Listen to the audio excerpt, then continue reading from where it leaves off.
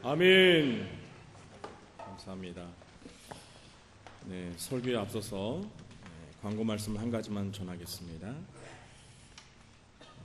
화요일에 있을 수도노회 여전도회 연합회 관계로 내일 1시부터 음식 준비를 한다고 합니다. 우리 여전도회 회원들께서는 나오셔서 많이 도와주시기를 바랍니다. 그리고 화요일은 오전 10시까지 나와서 봉사에 협조해 주시기 바랍니다. 꼭 기억하시고 성도님들, 특히 우리 여전도회 회원분들 많이 도와주시고 또 적극적으로 동참해 주시기를 부탁드립니다. 자, 오늘 성가대 찬양 참 사순절에 맞는 참 좋은 찬양이었습니다. 우리 한번 이렇게 따라해 보겠습니다. 십자가는 하나님의 사랑입니다. 하나님께서 자기 아들을 이 땅에 보내셔서 저와 여러분의 죄를 대신하여 십자가에 못 박혀 죽기까지 우리를 사랑하셨습니다. 이 하나님의 사랑이 예배하는 저와 여러분의 마음속에 정말 가득 부어지기를 주님의 이름으로 축원합니다. 아멘. 지난 주간부터 대신방이 시작되었습니다. 해마다 우리 교회는 1월부터 대신방을 시작했는데요. 올해는 제가 1월에 후임 목사로 부임하면서 2개월 정도 적응 기간을 두고 이제 3월부터 이번 달부터 시작하게 되었습니다. 꽃샘 추위로 아직은 쌀쌀하지만 그래도 한겨울의 맹추위를 피해서 한낮엔 따사로운 봄 햇살을 맞으며 신방을 진행하니까 한결 좋은 것 같습니다. 신방이라는 말의 뜻은 찾아가 방문하다 이런 뜻을 가지고 있습니다. 어디를 찾아가는지 이 신방을 찾는 장소에 따라서 가정 신방, 병원 신방, 사업장 신방 등 이렇게 나눌 수가 있겠죠. 대신방은 주로 가정을 방문해서 이루어집니다. 간혹 사업장에서 대신방을 받기도 하지만 대부분은 가정에서 신방을 받습니다. 요즘 성도님들이 이런저런 이유로 점차 신방을 기피하는 현상이 있습니다. 신방을 담당하는 교육자들이 신방을 해보면 분명히 집 안에서 인기척이 있는데, 그래서 분명히 집에 있는 것 같은데 초인종을 눌러보면 갑자기 안에서 숨을 죽이고 문을 열어주지 않는 경우도 있는 것 같습니다. 어떤 목사님이 성도의 가정을 신방했는데 분명 인기척이 있는 듯한데 아무리 노크를 해도 문이 열리지가 않는 것입니다. 내가 이단도 아닌데 나를 이렇게 문전박대하나, 좀 서운한 마음도 들고 해서 목사님은 방문 흔적을 남기기 위해 요한계시록 3장 20절을 이렇게 메모를 남기고 돌아갔습니다. 요한계시록 3장 20절은 볼지어다 내가 문 밖에 서서 두드리노니 누구든지 내 음성을 듣고 문을 열면 내가 그에게로 들어가 그로 더불어 먹고 그는 나로 더불어 먹으리라, 이 말씀입니다. 그런데 다음 주일이었습니다. 신방을 받았던 그 성도도 목사님께 죄송한 마음이 들고 해서 똑같은 방법으로 목사님께 이렇게 메모가 담긴 쪽지를 건넸습니다. 그 쪽지에는 창세기 3장 10절이 쓰여 있었습니다. 내가 동산에서 하나님의 소리를 듣고 내가 벗었으므로 두려워하여 숨었나이다. 문을 열지 못한 이유를 아시겠죠? 자, 이렇게 예고가 없이 갑자기 방문하는 신방을 받는 분 입장에서는 참 당황스럽고 불편한 게 사실입니다. 그래서 대부분의 신방은 사전에 미리 연락을 하고서 이루어지는 경우가 많습니다. 최근에 성도님들이 이 신방을 기피하는 경향이 있다고 말씀을 드렸는데요. 그래도 1년에 한 번 대신방만큼은 꼭 받으려고 하는 마음이 아직까지는 우리나라 교회 성도들에게는 있는 것 같습니다. 대신방은 글자 그대로 이 담임 교육자가 1년에 한 번 전교인의 가정을 대상으로 대대적으로 실시하는 신방입니다. 이런 대신방을 통해서 얻는 몇 가지 유익이 있습니다. 첫째는 이 목회자가 성도님들의 사정과 형편을 좀 더 깊이 이해할 수가 있다는 것입니다. 목회자가 교회에서 일주일에 한두 번 성도님들을 만나 나누는 대화는 극히 가벼운 일상의 안부 정도입니다. 그 정도를 가지고서는 진정한 목양이 이루어질 수가 없습니다. 그러면 성도님들을 위해서 기도하는 것도 매우 피상적인 기도를 드릴 수밖에 없습니다. 그런데 가정을 직접 방문해서 신방을 하게 되면 그 가정의 사정과 고민과 기도 제목들을 속속들이 알 수가 있습니다.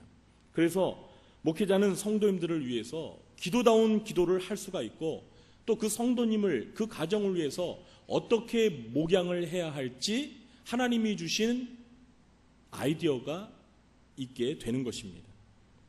둘째는 이 목회자가 대신방을 통해서 신방받는 가정을 위한 맞춤식 교육을 할 수가 있습니다. 특별히 우리 교회는 대신방을 할 때 각 가정별로 2015년 축복의 말씀을 가지고 이 말씀을 전합니다.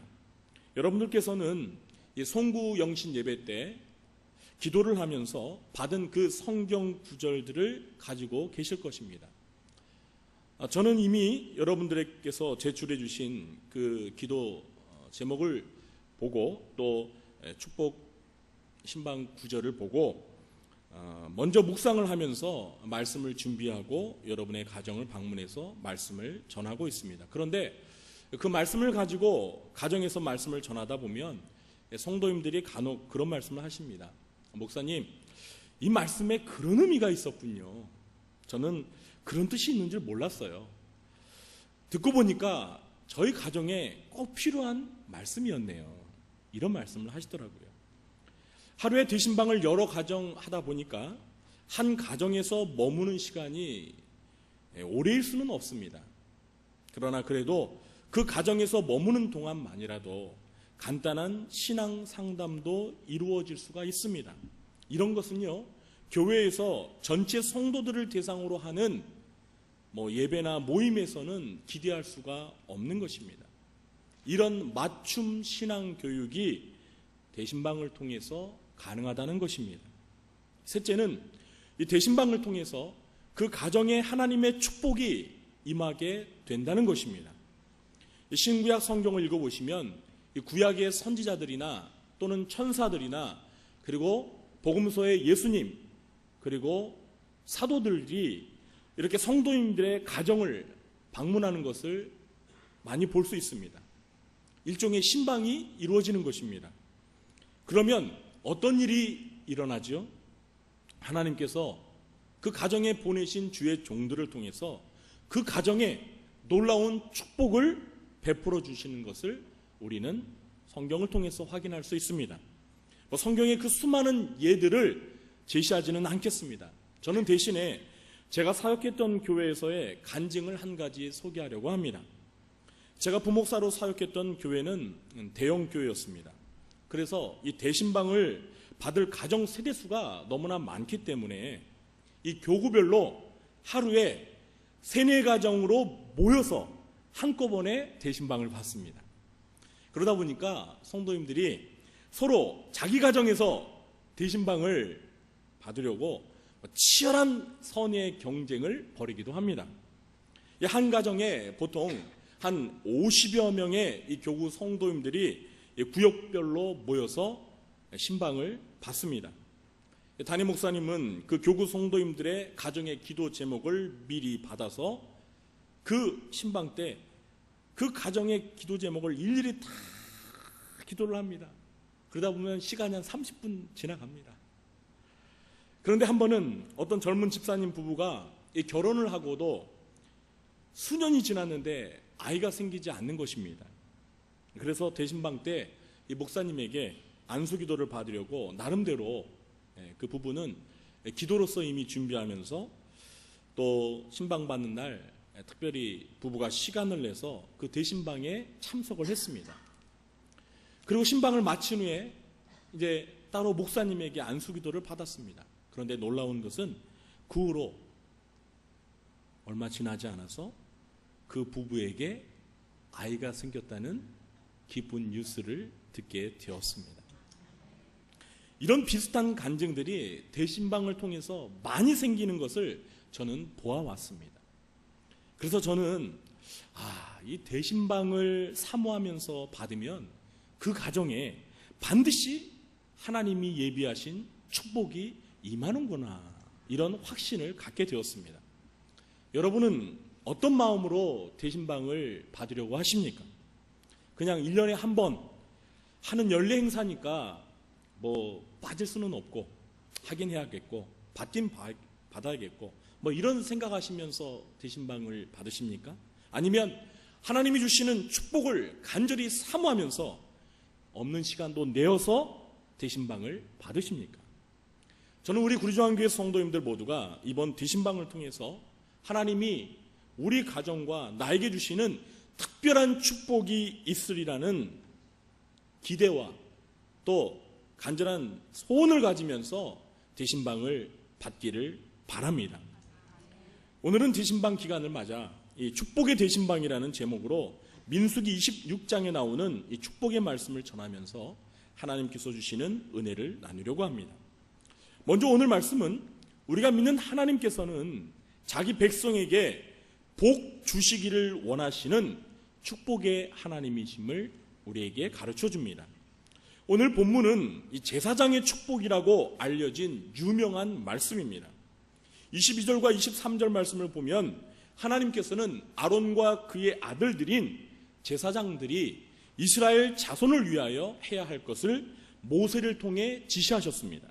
그것이 무엇입니까? 우리 22절과 23절을 한 목소리로 읽어보겠습니다.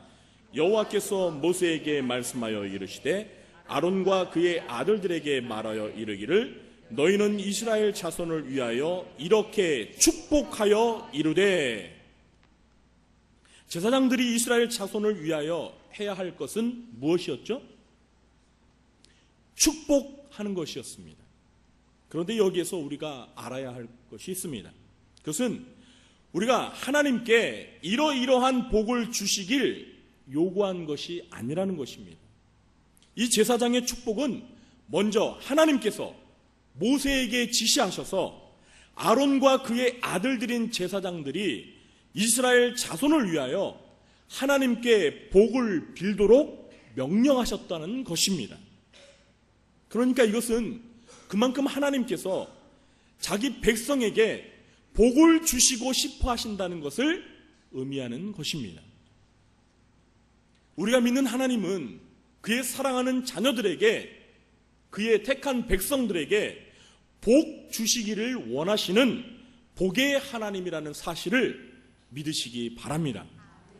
성경을 읽어보시면 하나님께서는 마치 복을 주시고 싶어서 안달이 난 사람처럼 복을 주시는 복의 하나님이라는 사실을 깨닫게 됩니다.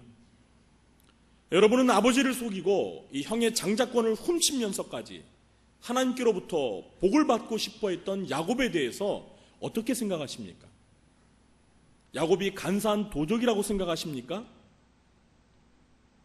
그러면 그가 축복을 받을 수 있을까요? 자, 그러면 하나님의 반응은 과연 어떠하셨을까요? 로마서 9장 13절에 보니까 기록된 바 내가 야곱은 사랑하고 에서는 미워하였다, 이렇게 하나님께서 말씀하고 계십니다. 물론 야곱이 아버지를 속이면서까지 이 형의 장자권을 훔친 행위가 정당화될 수는 없습니다. 그러나 하나님께서는 장자권을 팥죽 한 그릇보다 가볍게 여겼던 에서보다 훔쳐서라도 장자권을 얻어 하나님에게 축복을 받으려 했던 야곱을 사랑하셨다는 것입니다. 사랑하는 성도 여러분, 이 우주 만물 가운데 인간을 비롯하여 모든 피조물들에게 복을 주실 수 있는 분은 하나님 한 분밖에 없다는 사실을 믿으시기 바랍니다. 하나님만이 복의 근원이십니다. 그래서 다윗은 시편 16편 2절에서 이렇게 신앙 고백을 했습니다. 내가 여호와께 아뢰되 주는 나의 주님이시오니 주밖에는 나의 복이 없다 하였나이다. 주밖에는 나에게 복을 주실 분이 이 세상에는 없다고 다윗은 신앙 고백했습니다. 사랑하는 성도 여러분, 여러분은 야곱처럼 다윗처럼 오직 하나님만을 복의 근원으로 삼으시기 바랍니다. 그리고 우리에게 복 주시기를 원하시는 그 하나님으로부터 진정한 복을 받아 누리시는 여러분 되시기를 주님의 이름으로 축원합니다. 둘째로, 이 주님의 이름으로 축복할 때 주님께서는 축복을 주시겠다라고 약속하셨습니다. 오늘 본문은 앞서 말씀드린 대로 이 제사장의 축복이라는 타이틀이 붙어 있습니다. 구약시대에 이 축복을 할 수 있는 사람들은 아론과 그의 아들들인 제사장들 뿐이었습니다. 여러분, 구약시대에 이스라엘 사람들 중에서 가장 영예로운 직업을 가진 세 부류의 사람들이 있었습니다. 그들이 누군지 아십니까? 왕과 선지자와 제사장이었습니다. 그래서 이들은 특별히 기름을 부어서 임명을 했습니다. 그런데 혹시 이 세 가지 직분 중에서 가장 인기가 많은 직업이 어떤 직업이었는지 아십니까? 우리 한번 손을 들어서 한번 알아맞혀 볼까요? 왕이 가장 인기가 많은 직업이었다 하시는 분 한번 손 들어보세요. 그 다음 선지자가 가장 많은 인기가 있었다 하시는 분들 손 들어보시고, 그 다음에 제사장이 가장 인기가 많았다라고 하시는 분, 제가 봤을 때는 제사장이 가장 많은 답이 나왔습니다. 맞습니다. 바로 제사장이었습니다. 왜 그럴까요? 자, 잘 아시다시피 왕은요, 백성들을 다스리고 백성 위에 군림하는 존재니까요, 별로 인기가 없습니다. 왕 자기는 뭐 복을 받은지 몰라도 왕 하나를 섬기는 백성들은요, 별로 왕을 좋아하지 않아요. 뭐 예를 들어서 악한 왕을 만났다고 해보십시오. 아합과 같은 아주 못된 사람이 왕이 되었다고 해보세요. 그러면 그 아주 나쁜 사악한 왕으로 인해서 이스라엘 전체가 하나님의 심판을 받게 돼요. 왕은 별로 인기가 없었어요. 여러분, 요즘 대통령 보십시오. 인기 있습니까? 그리고 선지자는 하나님 편에서요, 하나님의 말씀을 대언하는 직분이기 때문에 이스라엘 백성들이 죄를 지으면 어떻게 해야 되죠? 하나님을 대신해서 강하게 어떻게 해야 됩니까? 책망을 해야 합니다. 때로는 무서운 심판을 선언하기도 합니다. 그러므로 대중은 선지자를 별로 좋아하지 않습니다. 그래서 왕, 선지자, 제사장 중에서 가장 핍박을 많이 받았던 사람이 누구예요? 선지자예요. 선지자. 그러나 반면에 이 제사를 주관하는 제사장들은 어떻습니까? 죄인의 입장에서 하나님 앞에 나아가 그들의 죄 문제를 해결해 주었습니다. 그리고 오늘 말씀처럼 제사장들은 이스라엘 자손을 위하여 날마다 축복을 해 주었기 때문에 대중들에게 가장 환영을 받고 사랑을 받는 인기 있는 직업은 당연히 제사장이었습니다. 이제 공감이 가십니까?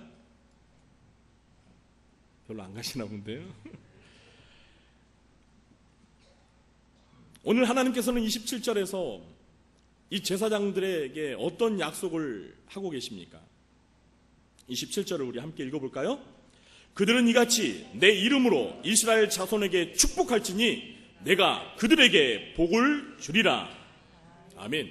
하나님께서는 제사장들이 주님의 이름으로 이스라엘 자손에게 축복하면 그들에게 복을 주시겠다고 분명히 약속하셨습니다. 그러므로 목회자인 저는 대신방을 통해서 우리 성도님들의 가정에 주님의 이름으로 축복 기도를 합니다.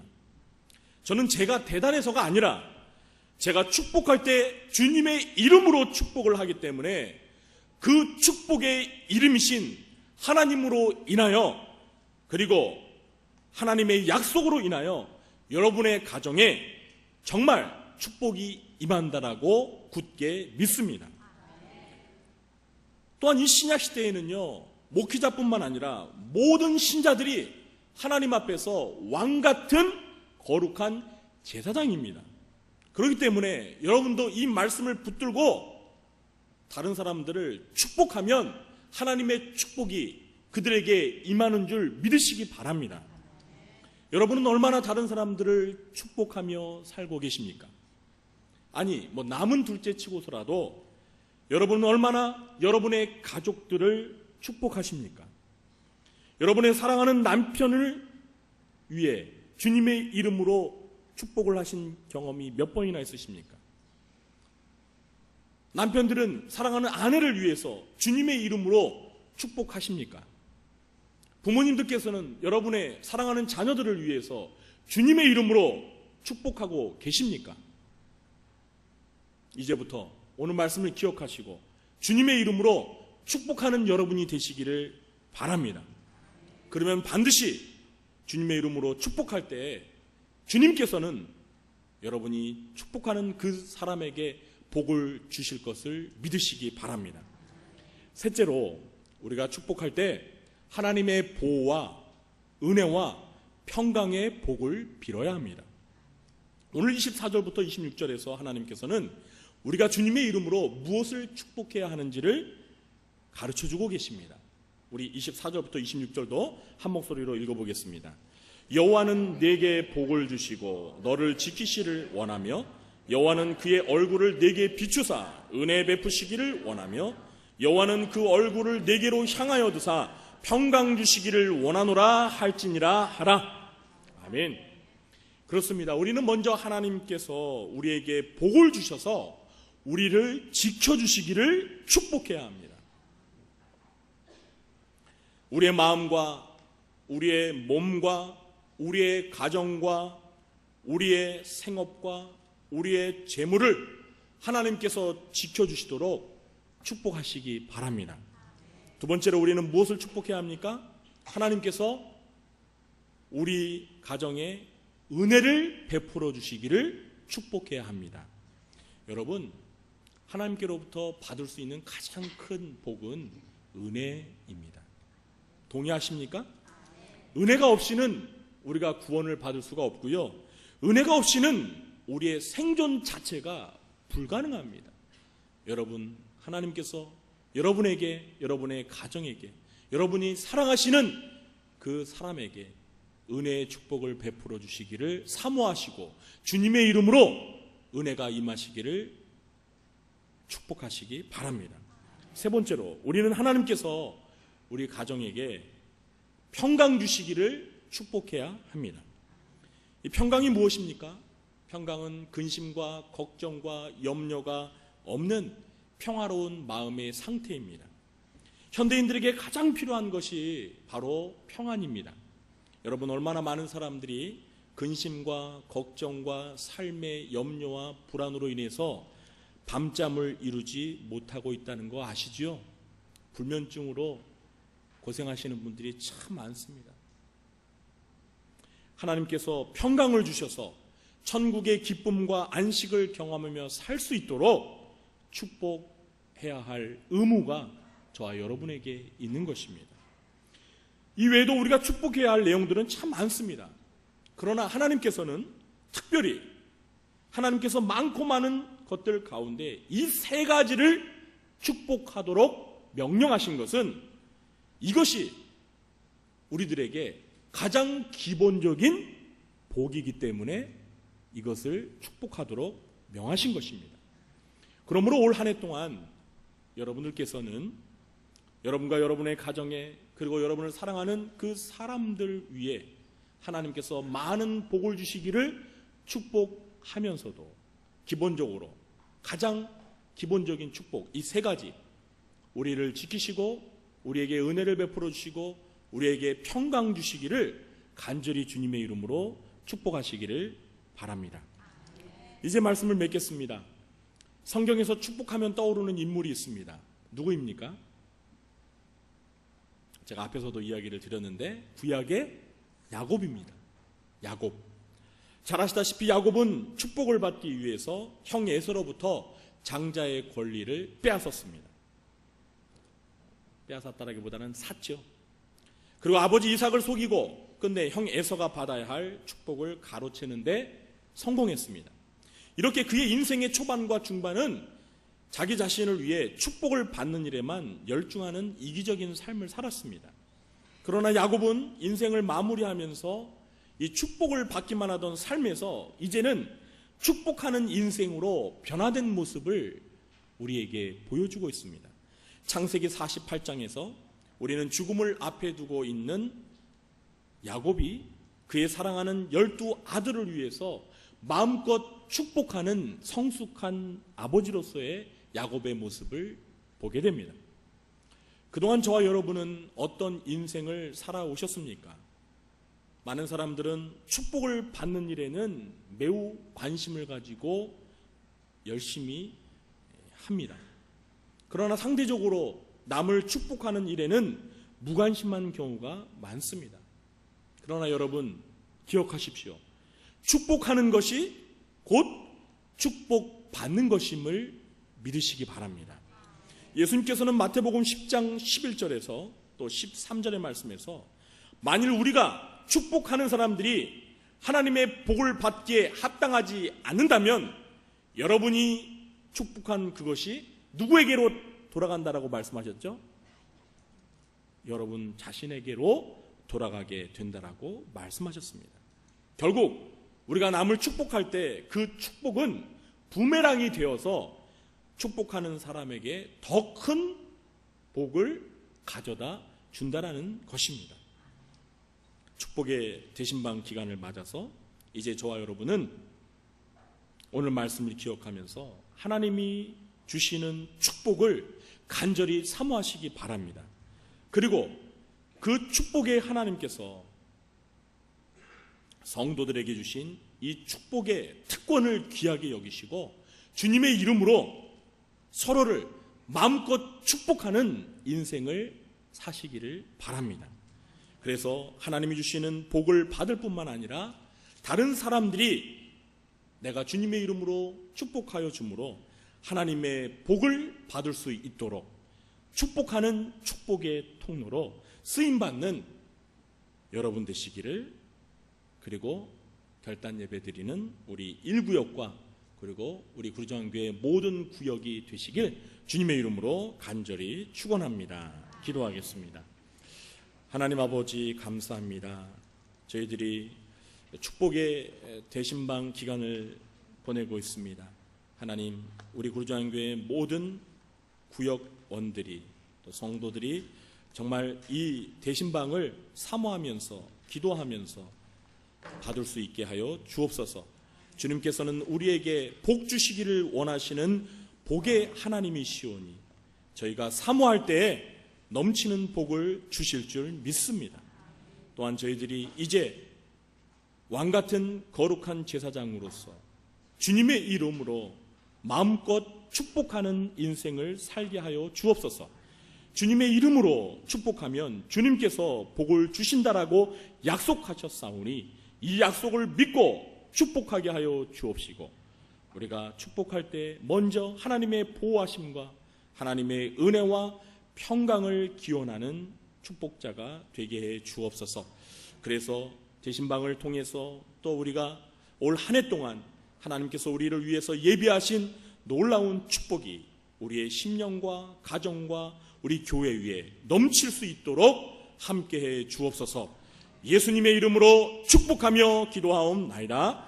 아멘.